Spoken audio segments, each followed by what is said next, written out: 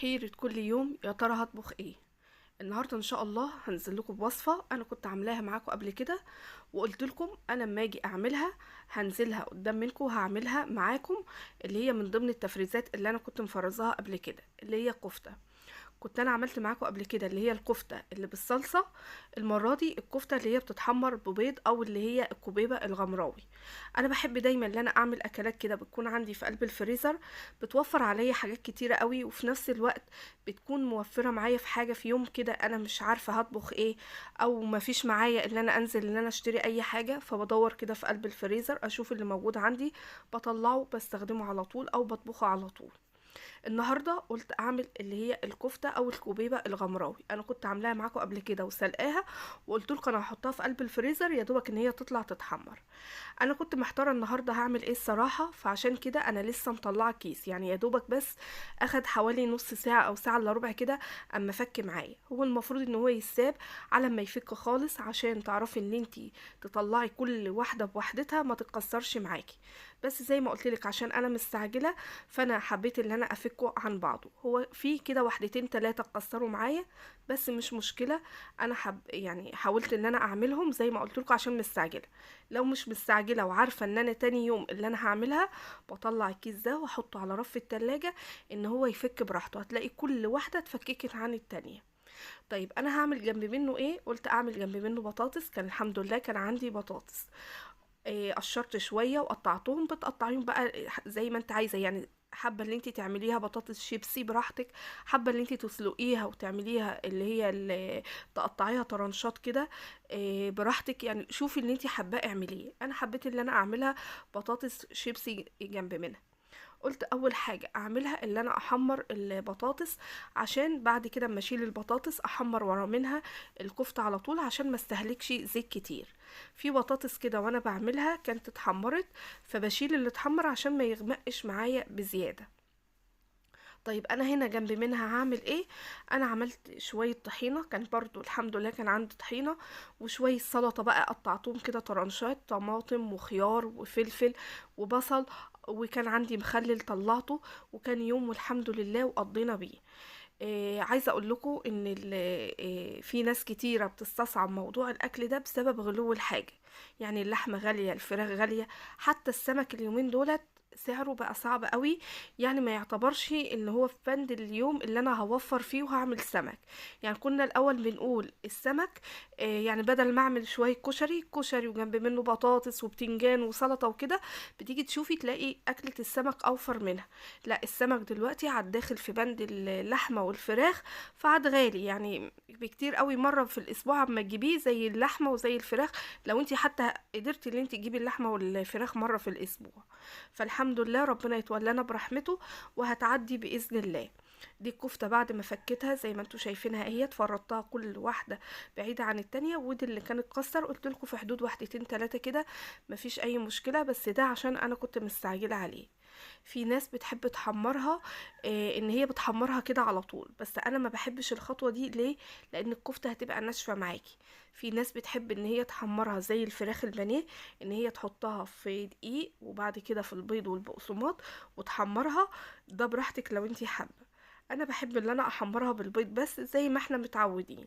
شوفي اللي انتي حباه وبراحتك. انا عندي هنا بيضتين، حطيت عليهم شويه ملح وشويه فلفل اسود، وحطيت عليهم شويه من الخل كده ان هم يخففوا معايا البيض، وما تخففهوش قوي عشان برضو ما ينشفش معاكي الكفته وانتي بتحمريها. في ناس مش بتحب الكفتة دي ان هي تكون متحمرة، يعني في البداية كده وهي بتبططها بتجيب حلة بترصها في قلب منها، وما بين كل طبقة والتانية كده بتحط شرايح بصل وطماطم وفلفل، وتحط لها نص كوباية مية وتغطي عليها وتسيبها على البوتاجاز ان هي تستوي. في ناس بتحبها ان هي تكون كده طرية، وعلى فكرة بتكون طعمها حلو قوي. ولو انتي حابة ان انتي تعملي الخطوة دي وبعد كده بتحمريها، بيكون طعمها اطعم من اللي انتي بتسلقيها في مية. يعني لو انتي مش حابه خطوه الزيت ده، ممكن تعمليها زي ما انا قلتلك كده في الحله.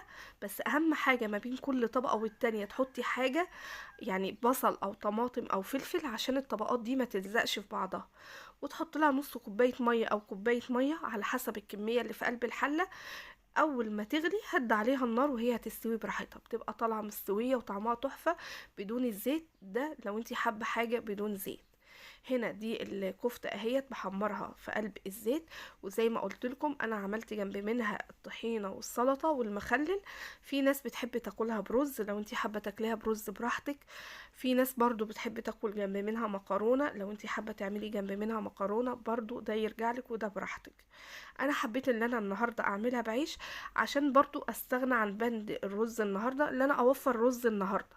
يعني بدل ما اطبخ رز النهاردة لا اوفره لطبخة تانية واعمله في اكلة تانية، وقلت النهاردة امشيها بعيش. بما ان الاكلة ان هي تنفع بعيش، يعني شوفي ما تكوني بتعملي اي اكلة ان هي تنفع عيش، خلي العيش ده في اليوم ده، وخلي الرز وفريه في اكلة تانية عشان ما تجيش فجأة تلاقي الرز عندك خلص.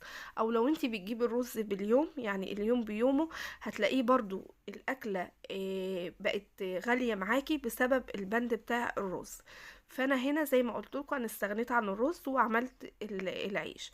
وعلى فكرة احنا بنحب ناكل العيش قوي في الحر بالاخص.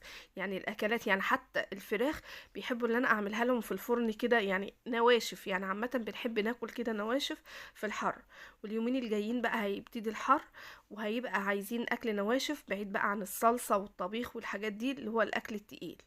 دي الكفتة اهيت انا ما بحمرهاش قوي عشان برضو ما تنشفش قوي، مجرد بس ان هي بتاخد لون من الجهتين بطلعها بحطها على مصفى ان هي تتصفى، وارجع احط الدور التاني لغاية ما اعمل لغاية ما اخلص الكمية كلها.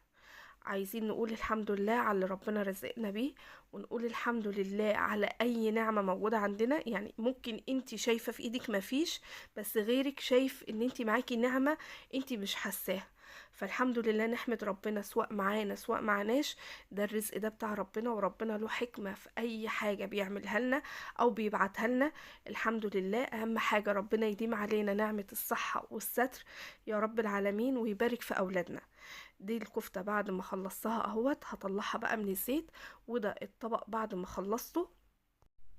وزي ما قلتلك شوفي انت حابة تعملي ايه جنب منه اعمليه. الطحينة والسلطة والمخلل والحاجات دي طلعناها بره على السفرة لانهم كانوا جعانين، فيا دوبك بس انا مجرد اللي انا رصيت الطبق وهطلع لهم الطبق بره. ده اكلة النهاردة، حاجة من ما فيش حاجة من اكلات البيت. وهنزل لكم برضو بافكار كتيرة اكلات تكون بسيطة وعلى قد الايد. عايزة اقولك ان ممكن الطبخة دي لو هي مش جاهزة عندك، نص فرخة، يعني نص الفرخة اللي هو الصدر بتاع الفرخة هتاخدي نصه، هتعمليه مع كوبايتين رز، وتعمليها سواء هتعمليها بصلصة او اللي انت تعمليها كوبيبة زي كده، وهتمشي ويوم وهيقضي. عملتها قبل كده معاكم بالبسارية، حاجة اقتصادية برضو وعلى قد الايد لو انت حابة ان انت تعمليها بالبسارية. وكفتة النهاردة دي انا كنت عاملاها ببسارية وجمبري، يعني عاملاها بالاتنين مع بعض. ده الفيديو بتاع النهاردة، يا رب يكون نال اعجابكم. اسيبكم في رعاية الله واستودعكم الله.